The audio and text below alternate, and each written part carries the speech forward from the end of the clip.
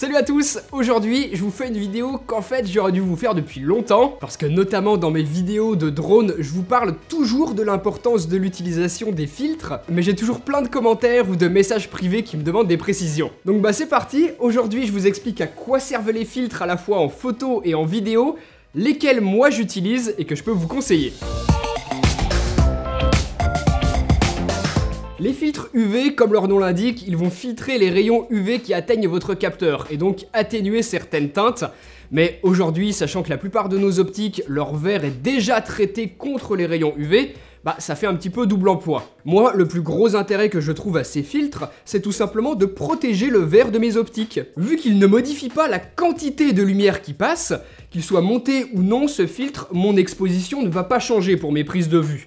Donc je peux très bien choisir de laisser monter mon filtre en permanence, ça protégera mon optique au cas où elle prenne un gros choc. Ce ne sera pas le verre de mon objectif qui va se briser, mais simplement le verre de mon filtre UV, ce qui est quand même moins grave. Quand on a des objectifs comme celui-ci qui coûtent plus d'un mois de salaire, je peux vous dire que c'est important de les protéger. Regardez le diamètre de votre optique, il est marqué dessus. Ici par exemple c'est 82 mm. Et ensuite, achetez un filtre qui correspond à ce diamètre. Si à chaque fois que vous shootez, pour vous, c'est pas trop contraignant d'enlever votre filtre, de shooter et d'ensuite le revisser dessus, franchement, vous prenez pas la tête, ne dépensez pas une fortune pour des filtres, achetez-en des pas chers, ça ira très bien. Par contre, si comme moi, vous voulez le laisser en permanence sur votre optique pour être prêt à shooter à n'importe quel moment et également constamment protéger le verre de votre optique, et bah à ce moment-là, hein, pas de miracle, malheureusement il faudra quand même y mettre un certain prix, parce que ce serait quand même super dommage d'avoir une magnifique optique et d'y mettre un verre tout pourri devant. À ce moment-là, le résultat sera dégueulasse, hein, forcément. Donc voilà, il faudra quand même faire un certain investissement, et si vous voulez vous équiper des mêmes que moi, je vous laisserai regarder le lien que je vous mets juste en dessous dans la description de la vidéo.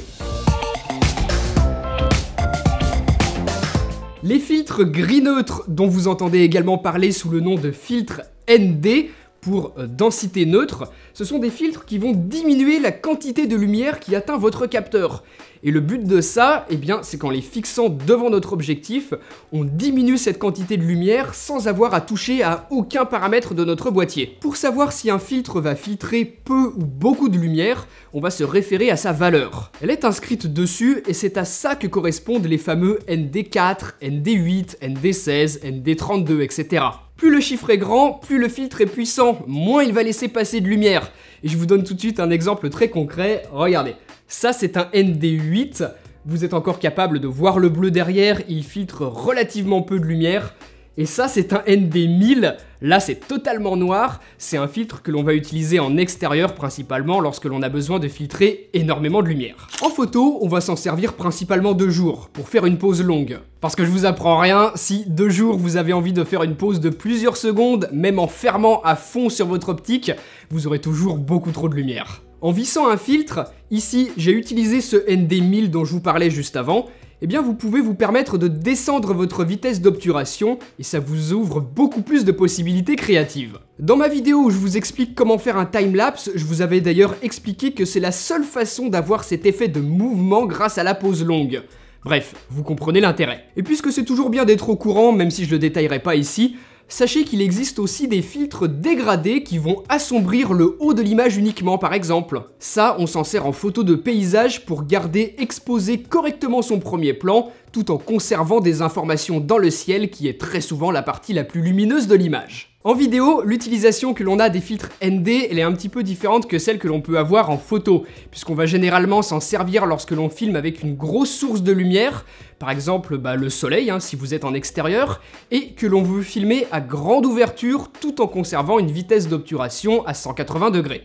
Sans filtre, pour exposer correctement mon image, soit je ferme et je perds ma faible profondeur de champ, soit je modifie ma vitesse d'obturation, mais à ce moment-là, je me retrouve rapidement avec une valeur bien trop haute et des flous de mouvement qui sont très peu naturels. Ne faites pas ça. C'est pour ça que dans chaque vidéo où je vous parle de drone, je vous dis que c'est indispensable d'avoir des filtres lorsque vous filmez en pleine journée avec une grosse lumière. Je vous invite à cliquer ici sur la petite fiche pour aller voir ma vidéo où je vous explique tous les paramètres importants pour filmer avec un drone et je vous parle en détail de l'utilisation de ces filtres, dans quel cas ils sont importants ou non et lesquels je peux vous recommander. Quand on filme au sol avec un appareil photo ou une caméra, Plutôt qu'un filtre fixe, on va utiliser un filtre ND variable. Ça nous permet de le tourner et de choisir si l'on souhaite faire entrer peu ou beaucoup de lumière en fonction de l'éclairage ambiant. C'est bien pratique. À ce moment-là, je peux ouvrir en grand, garder ma vitesse d'obturation à 180 degrés et tourner progressivement mon filtre jusqu'à obtenir une image correctement exposée. Là, mes flous de mouvement seront naturels et c'est la bonne manière de faire de la vidéo.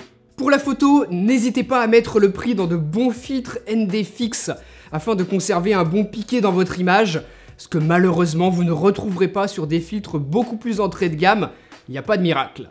En vidéo, c'est un petit peu différent puisque le piqué, c'est pas forcément la chose la plus importante et un filtre ND variable, attention, qui coûte autour des 50 € peut très bien faire l'affaire à partir du moment où il ne flingue pas complètement les couleurs de votre image.